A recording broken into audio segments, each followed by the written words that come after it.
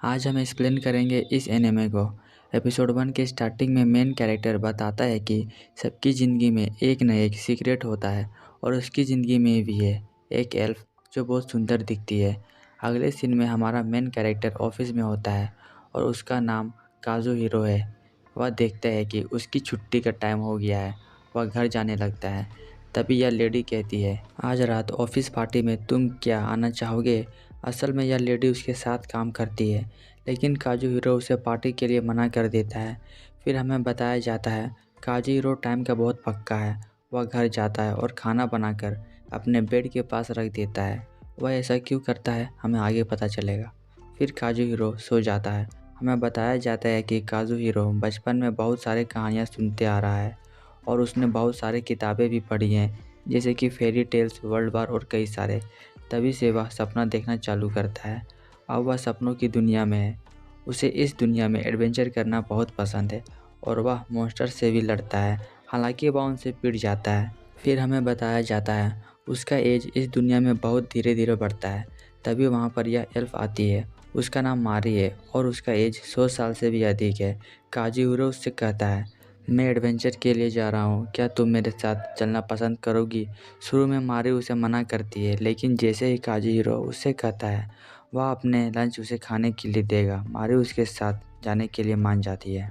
वे लोग इस जगह पर जाते हैं। उन्होंने सुना है कि यहाँ पर 7 मिस्ट्रीज छुपे हुए हैं। मारी कहती है, तो काज़ुहिरो तुम उसे सॉल्व करना चाहते हो?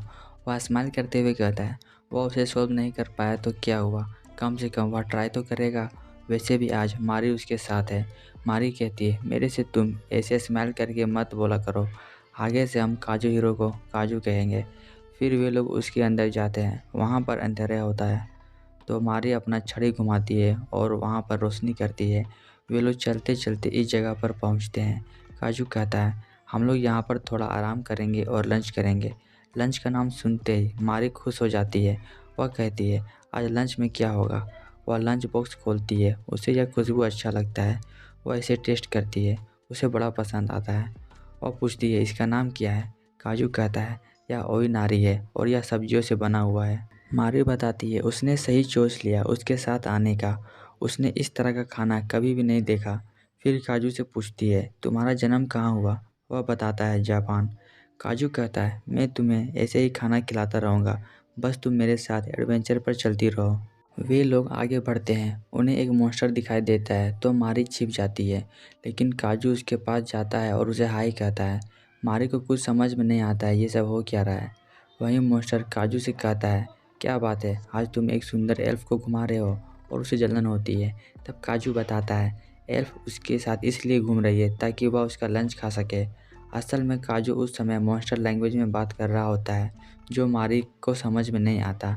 वहीं काजू मारी से स्पेनिश में बात करता है। मारी पूछती है, तुम मॉन्स्टर से क्या बात कर रहे थे? वह बताता है इधर कोई गुफा में ड्रैगन रहता है तो हमें सावधान रहना चाहिए। फिर वे लोग ड्रैगन नेस्ट में पहुंचते हैं। काजू को कुछ दिखाई नहीं देता। तब मारी उसके सर में जादू करती है और उसे सब कुछ दिखने लगता है। वहाँ पर एक ड्रैगन होता है।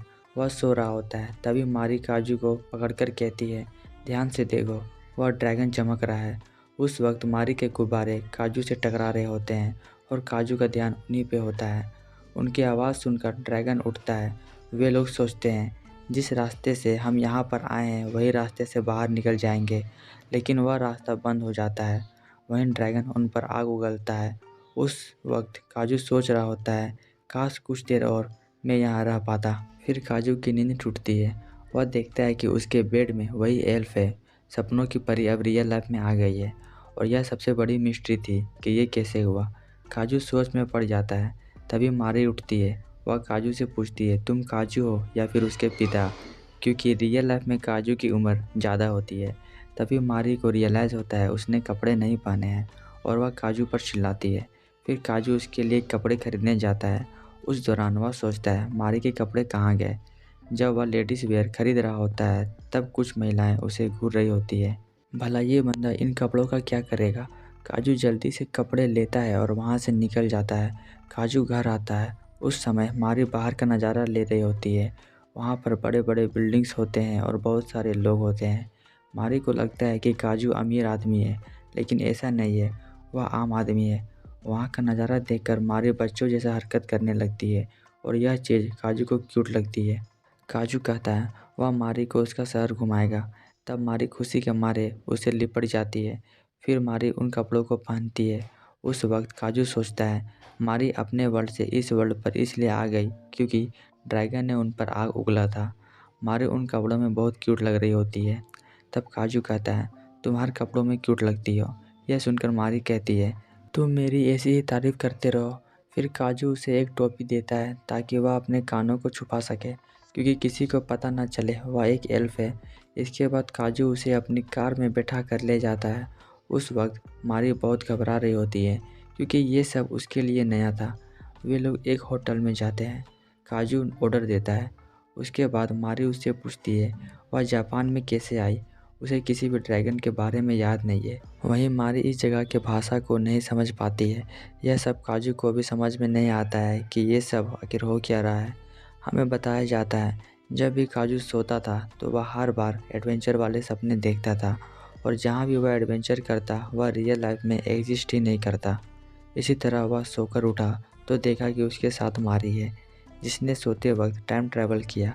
वह अपने वर्ल्ड से इस वर्ल्ड में आ गई। मारी पूछती है क्या मैं उस ड्रैगन के अटैक से मर गई। काजू बताता है वह मरी नहीं है, केवल टेलीपोर्ट हुई है।